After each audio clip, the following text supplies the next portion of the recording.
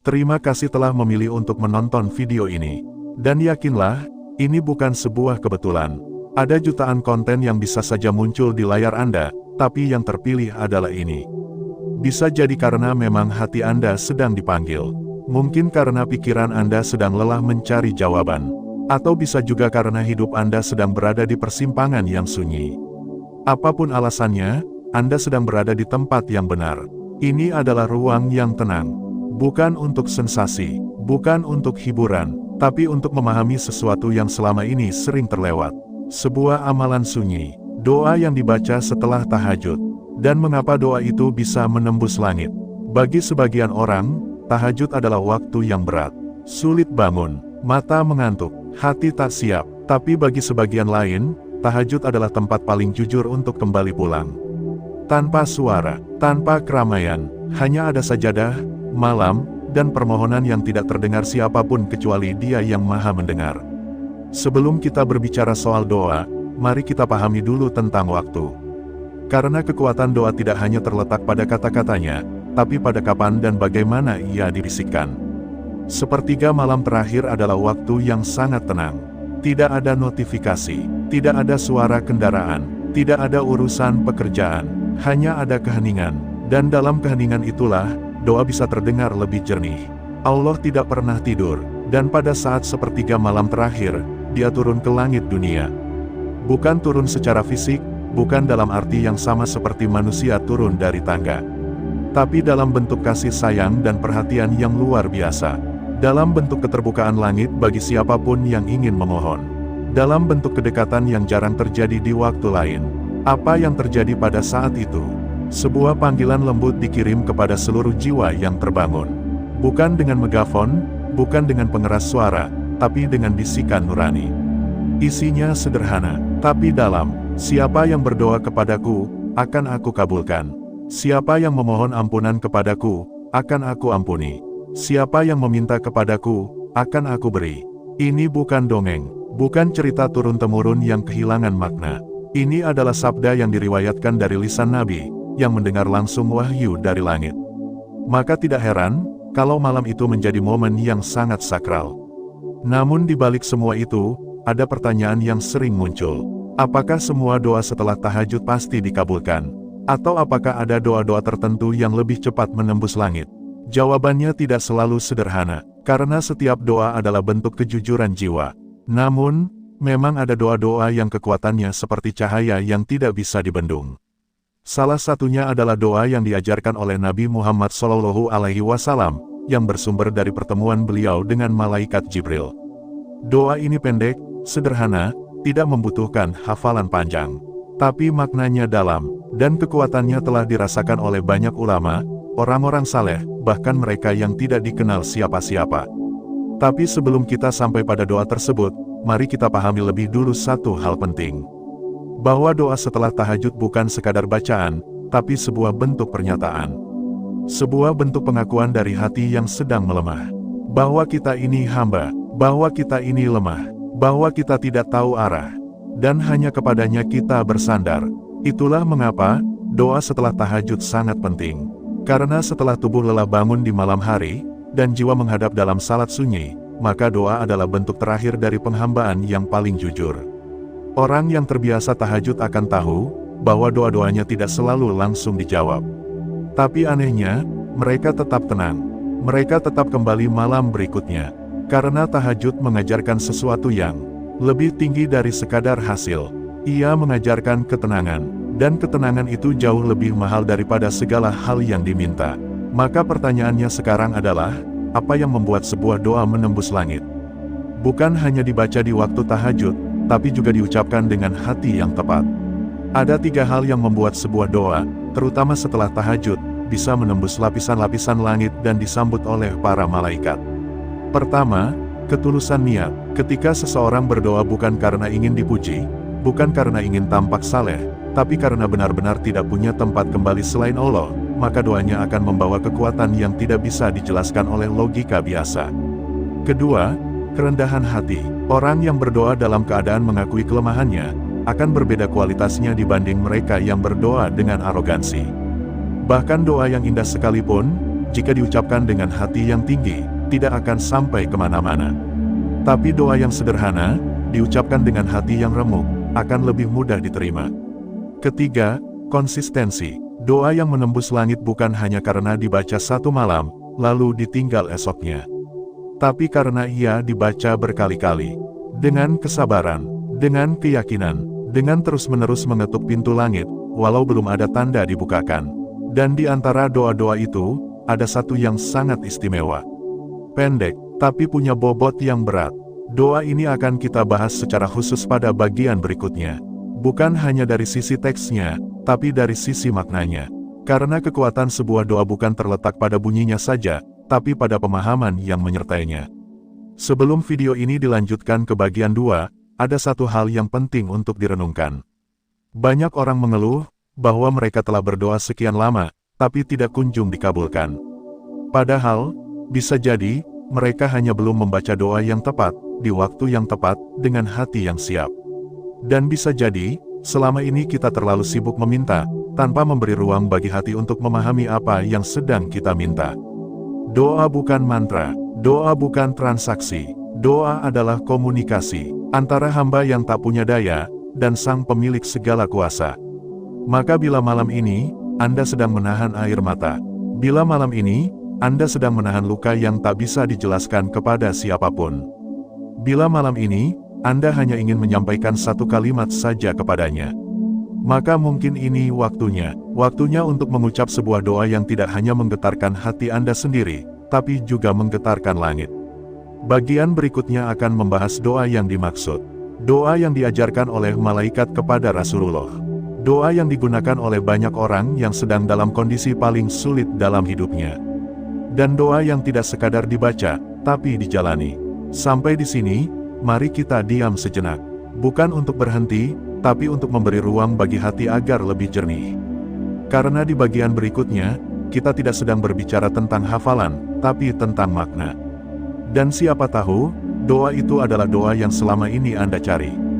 Malam selalu punya cerita yang tak bisa dibagikan di siang hari. Dalam gelap dan tenangnya waktu, hati manusia menjadi lebih jujur. Disitulah biasanya doa-doa yang paling murni lahir. Doa yang tak dibungkus oleh pencitraan, tak disusun dengan bahasa indah, tapi berasal dari luka yang lama disembunyikan. Setelah memahami mengapa doa setelah tahajud bisa menembus langit, kini saatnya membahas tentang doa yang dimaksud.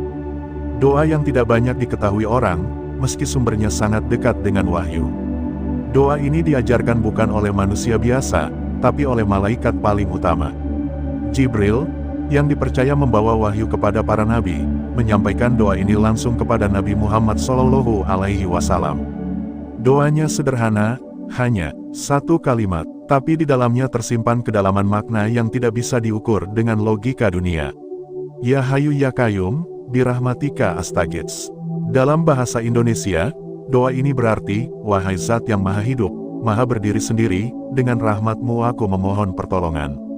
Mungkin di telinga sebagian orang, kalimat ini terdengar biasa. Tapi jika direnungkan perlahan, akan terasa bahwa kalimat ini bukan sekadar permintaan, tapi sebuah bentuk penyerahan diri total. Ia bukan hanya meminta pertolongan, tapi juga mengakui kelemahan secara penuh. Ada dua nama agung dalam doa ini, Ya Hayu dan Ya Qayyum. Keduanya merupakan Asmaul Husna, nama-nama yang mewakili sifat tertinggi dari Sang Pencipta. Ya Hayu berarti maha hidup. Kehidupannya tidak pernah diawali dan tidak akan pernah diakhiri. Tidak tergantung pada apapun, tidak dipengaruhi oleh waktu, tidak bisa ditandingi oleh makhluk manapun. Ketika kita memanggilnya dengan sebutan ini, kita sedang memanggil sisi paling kekal darinya. Sebuah panggilan yang menunjukkan bahwa kita sedang berbicara kepada sumber segala kehidupan. Ya Qayyum berarti maha berdiri sendiri. Artinya, Allah tidak butuh siapapun untuk menopangnya. Tapi seluruh makhluk bergantung kepadanya. Langit tidak jatuh karena dijaganya. Laut tidak meluap karena ditahan oleh kekuasaannya. Dan hati kita, yang sering goyah oleh beban dunia, bisa kembali kuat karena ditopang oleh nama ini. Dengan menyebut dua nama ini, seseorang telah mengakui bahwa tidak ada tempat bergantung selain Allah. Ia tidak lagi menggantungkan harapannya pada makhluk, pada sistem, atau pada dirinya sendiri. Ia datang dengan hati kosong, dan meletakkan seluruh bebannya di hadapannya. Bagian terakhir dari doa ini, birahmatika astagits, menandakan permohonan yang tidak memaksa. Kata astagits berarti minta tolong secara darurat. Tapi bukan karena marah atau kecewa, melainkan karena sudah kehabisan jalan. Kalimat ini seperti bisikan orang yang tenggelam, yang tidak tahu lagi harus bagaimana, selain berkata lirih, tolong. Rahmat yang diminta pun bukan sekadar kasih sayang biasa, tapi rahmat dalam makna paling luas. Rahmat yang bisa mengubah putus asa menjadi semangat. Rahmat yang bisa mengangkat seseorang dari keterpurukan hidup. Rahmat yang bisa menghapus dosa yang tidak bisa lagi dihitung. Para ulama menyebut doa ini sebagai salah satu doa paling kuat yang bisa dibaca setelah tahajud. Bukan karena panjangnya, bukan karena keindahan kata-katanya, tapi karena kekuatan yang tersimpan dalam kesadaran orang yang mengucapkannya. Rasulullah sendiri pernah membacanya di malam-malam gelap yang hanya ditemani tangis dan sujud. Bahkan dalam riwayat yang lain, beliau membaca doa ini dalam sujud panjang di malam hari, ketika menghadapi beban dakwah yang begitu berat. Lalu mengapa doa ini jarang dikenal? Karena banyak orang mencari doa-doa yang panjang dan berima, dengan harapan semakin rumit semakin mujarab. Padahal doa yang paling cepat diterima justru yang paling jujur dan paling rendah hati. Doa yang tidak dibuat-buat, doa yang datang dari kebutuhan, bukan sekadar hafalan. Doa ini menjadi sangat penting dibaca setelah tahajud, karena pada saat itu jiwa manusia sedang dalam kondisi paling lelah, tapi juga paling jujur. Setelah bangun dari tidur, mengambil wudhu, lalu berdiri menghadap kiblat, seseorang telah menunjukkan bahwa ia benar-benar ingin mendekat. Dan doa ini menjadi penyempurna dari niat itu. Bagi mereka yang sedang menghadapi kesulitan hidup, doa ini menjadi tempat bernaung yang tidak menakutkan. Kalimatnya tidak membuat takut, tidak mengancam, tidak menghukum, tapi memberi ruang untuk memohon, tanpa merasa malu. Doa ini seperti pintu kecil yang selalu terbuka bagi siapapun yang ingin kembali. Meski dengan tangan hampa dan jiwa penuh luka. Dan yang menarik, doa ini juga bisa menjadi doa harian. Tidak hanya dibaca di malam hari, tapi juga di siang yang penuh tekanan. Bisa dibaca dalam hati saat di kendaraan, atau saat merenung sendiri di sudut rumah. Tapi ketika dibaca setelah tahajud, ia menjadi lebih kuat. Karena malam menjadi saksi, dan malaikat menjadi pengantar. Dalam beberapa pengalaman orang saleh, doa ini bahkan menjadi bagian dari hidup mereka. Dibaca setiap hari, bahkan menjadi bagian dari napas. Ada yang merasakan perubahan perlahan dalam hidupnya. Ada yang merasa hatinya lebih tenang. Ada yang melihat jalannya mulai terbuka. Dan ada pula yang hanya merasakan satu hal, yaitu rasa damai yang tidak bisa dijelaskan. Ketika seseorang mulai menjadikan doa ini sebagai bagian dari rutinitas malamnya, ia sebenarnya sedang menanam satu pohon keimanan di dalam jiwanya. Pohon yang tumbuh perlahan, tapi akarnya kuat. Tidak mudah goyah oleh angin dunia. Tidak mudah roboh oleh hujan ujian. Lalu apakah doa ini selalu membawa perubahan instan? Tidak selalu, karena tidak semua pertolongan datang dalam bentuk yang kita inginkan. Kadang rahmat itu datang bukan dalam bentuk jawaban, tapi dalam bentuk ketenangan. Kadang bukan solusi, tapi kekuatan untuk bertahan. Kadang bukan jalan keluar, tapi kemampuan untuk menerima dan tetap bersyukur. Inilah yang membedakan doa ini dari doa-doa lainnya. Ia bukan hanya untuk meminta, tapi untuk menerima. Ia bukan hanya untuk mengubah keadaan, tapi juga untuk menguatkan jiwa. Ia bukan hanya untuk didengar, tapi juga untuk mendengar kembali suara hati sendiri. Membaca doa ini setelah tahajud seperti menanam benih ke langit. Tidak semua benih langsung tumbuh esok harinya. Tapi langit menyimpannya, malaikat mencatatnya, dan ketika waktunya tiba, benih itu akan tumbuh menjadi jawaban yang tidak terduga. Maka ketika seseorang telah menjadikan doa ini sebagai bagian dari ibadah malamnya, ada satu perubahan besar yang akan terjadi. Hatinya tidak lagi tergantung pada manusia. Ia mulai tenang, karena tahu bahwa hidupnya tidak sedang berjalan sendiri. Ia merasa diawasi, tapi dalam makna yang menguatkan, bukan menakutkan. Ia mulai merasa bahwa setiap kesulitan adalah panggilan, bukan hukuman.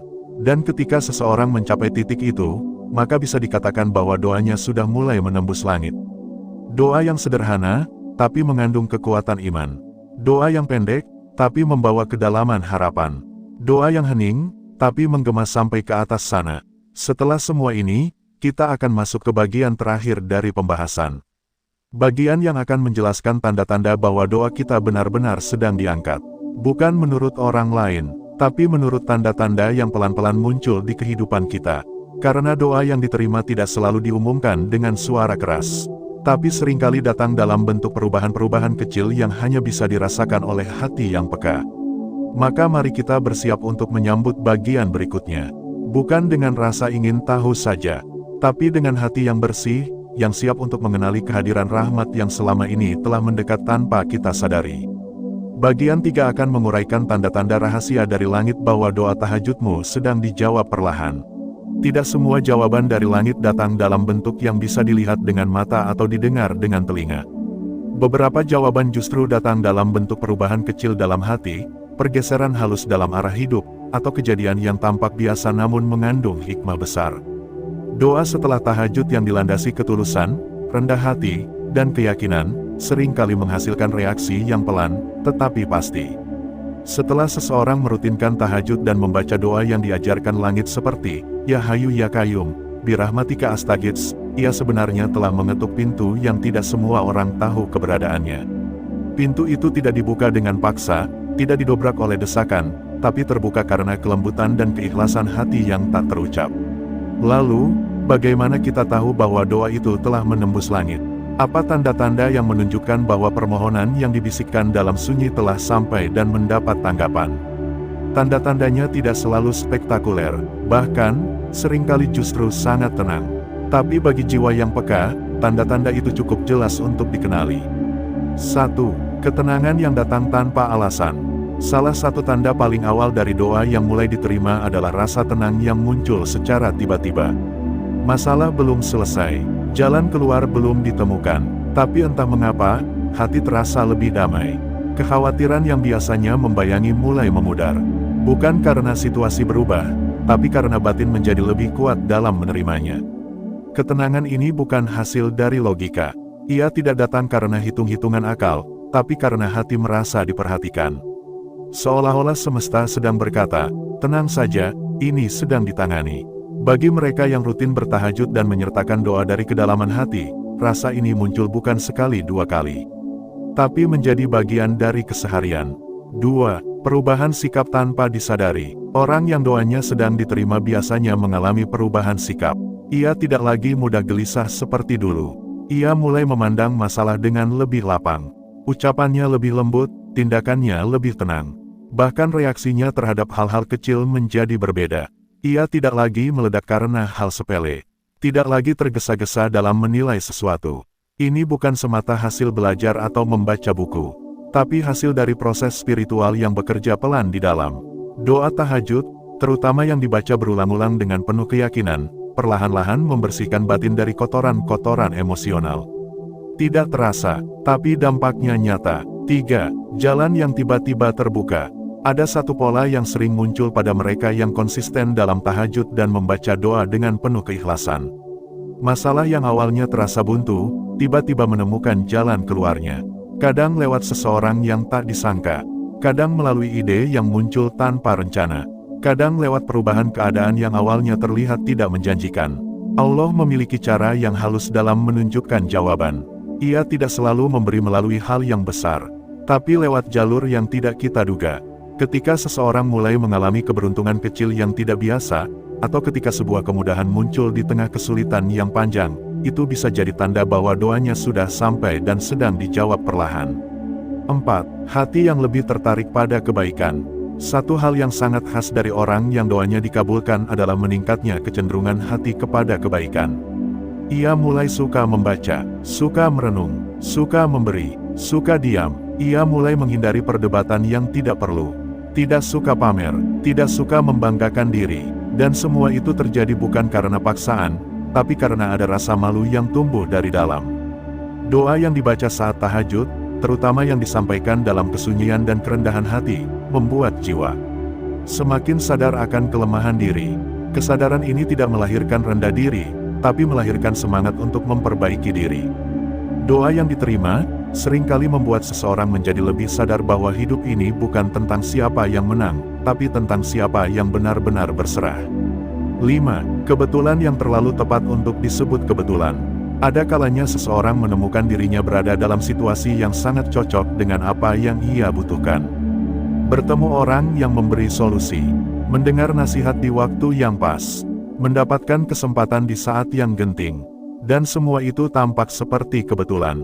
Tapi hati kecilnya tahu bahwa itu bukan kebetulan biasa. Dalam dunia yang dipenuhi oleh sebab akibat, doa adalah satu-satunya variabel yang tidak bisa dihitung dengan logika. Ia bekerja di luar rumus. Maka ketika doa dikabulkan, bentuknya bisa berupa kejadian-kejadian kecil yang bila disusun, menjadi jawaban yang utuh. Jika seseorang mengalami serangkaian kebetulan yang menyentuh hati dan relevan dengan doanya, sangat mungkin itu adalah bagian dari jawaban yang sedang diturunkan pelan-pelan. 6. Energi baru dalam ibadah. Mereka yang mendapatkan respon dari langit biasanya merasakan dorongan baru dalam beribadah. Salat terasa lebih ringan, wudhu lebih dinikmati, Al-Quran lebih sering disentuh, zikir menjadi kebutuhan, bukan kewajiban, dan tahajud menjadi kerinduan, bukan sekadar rutinitas. Ini bukan semata soal rajin atau disiplin, tapi soal getaran hati. Doa yang diterima tidak hanya mengubah keadaan di luar, tapi juga menghidupkan kembali semangat dari dalam. Ada energi baru yang sulit dijelaskan, tapi nyata dirasakan. Perubahan ini sering terjadi setelah seseorang merutinkan doa tertentu, terutama setelah tahajud. Karena tahajud adalah ibadah yang penuh kejujuran. Tidak ada yang tahu apakah kita bangun atau tidak. Tidak ada yang memuji, tidak ada yang memberi hadiah. Maka hanya mereka yang benar-benar mencari Allah yang akan konsisten melakukannya. Ketika energi baru ini muncul, ia menjadi tanda bahwa ruh sedang disentuh oleh sesuatu yang tinggi. Sebuah interaksi tak terlihat antara hamba dan Tuhannya sedang berlangsung. Dan hasilnya adalah keinginan yang kuat untuk terus kembali kepadanya. 7. Tidak lagi menggenggam terlalu kuat. Tanda terakhir, dan mungkin yang paling dalam, adalah kemampuan untuk melepaskan. Orang yang doanya sudah diterima biasanya tidak lagi ngotot terhadap dunia. Ia tetap bekerja, tetap berusaha, tetap berdoa, tapi tidak lagi menggenggam terlalu erat. Ia tahu bahwa semua yang ia miliki bisa pergi kapan saja. Tapi ia juga tahu bahwa tidak ada yang akan benar-benar hilang selama masih bersama Allah. Doa yang diterima seringkali membuat seseorang lebih tenang dalam menghadapi kehilangan, lebih damai dalam menyambut perpisahan, dan lebih bijak dalam menyikapi kegagalan. Karena dalam hatinya, ia tahu bahwa semua ini sementara, dan yang abadi adalah hubungan antara dirinya dengan Allah. Jika Anda merasa sedang mengalami salah satu dari tanda-tanda ini, mungkin itu adalah respon dari langit. Bukan yang besar, bukan yang dramatis, tapi cukup untuk membuat hati menjadi lebih ringan dan pikiran lebih jernih. Namun jika belum merasakan apapun, jangan kecewa, karena tidak semua jawaban datang dengan cepat. Beberapa jawaban butuh waktu untuk ditanam, disiram, dan baru kemudian tumbuh. Yang terpenting adalah tetap menjaga rutinitas, tetap menjaga keyakinan, dan tetap membaca doa itu dengan hati yang bersih. Setiap malam adalah kesempatan baru, setiap tahajud adalah jembatan ke langit, dan setiap doa adalah benih harapan.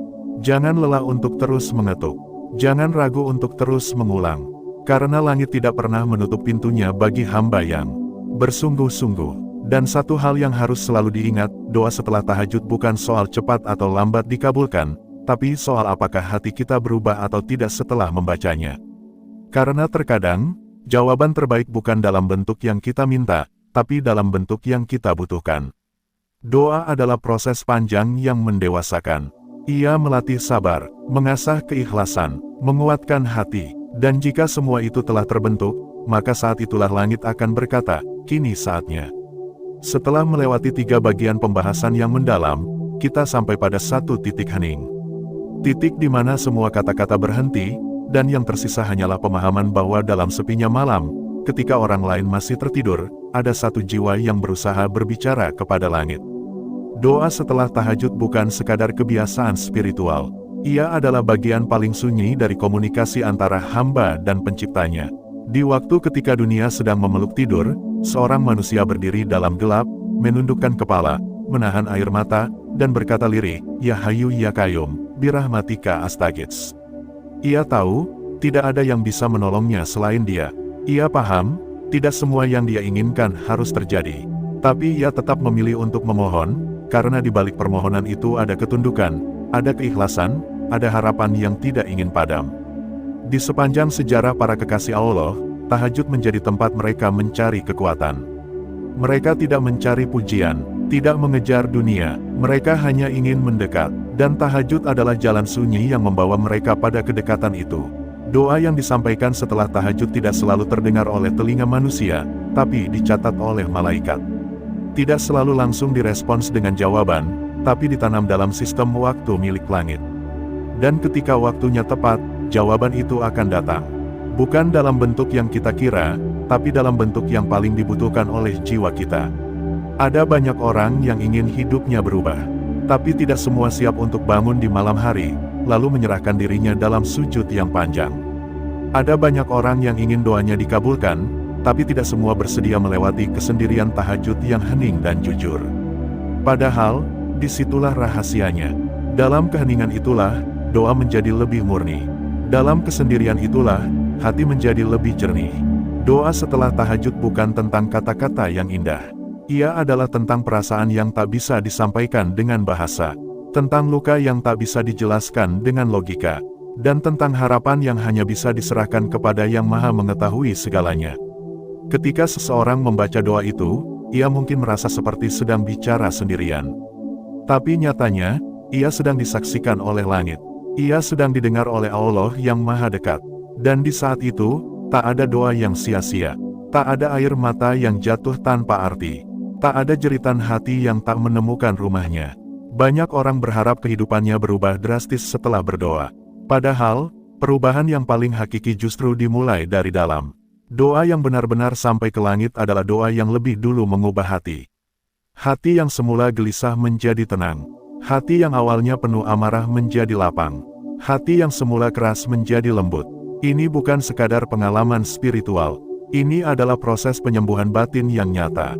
Ketika doa telah menyatu dengan waktu-waktu terbaik, seperti sepertiga malam terakhir, maka kehadiran Allah bukan lagi sekadar konsep, melainkan rasa yang mengisi dada. Rasa bahwa kita tidak sendiri. Rasa bahwa hidup ini bukan hanya tentang apa yang tampak, tapi tentang apa yang sedang disiapkan oleh langit. Dan ketika doa dibaca dengan penuh kesungguhan, malam demi malam, maka lambat laun akan muncul kesadaran bahwa apapun hasilnya, nanti, kita telah melakukan hal yang paling benar, yaitu mengetuk pintu yang tak pernah menolak siapapun yang datang dengan tulus. Mungkin ada yang bertanya, berapa lama harus menunggu? Jawabannya tidak pasti, karena langit bekerja dengan waktu yang berbeda. Tapi satu hal yang pasti, tidak ada satupun doa yang hilang. Semua disimpan, semua dicatat, dan semua akan diberi jawaban, entah dalam bentuk yang kita minta, atau dalam bentuk yang jauh lebih baik. Tahajud bukan tentang seberapa banyak permintaan kita, tapi seberapa dalam pengakuan kita bahwa kita butuh Dia.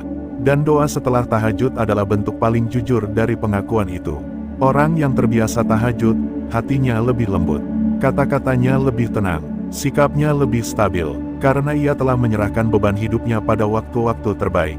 Ia tidak perlu menjelaskan segalanya kepada dunia, karena ia tahu, sudah ada yang lebih tahu dari apapun yang bisa ia katakan.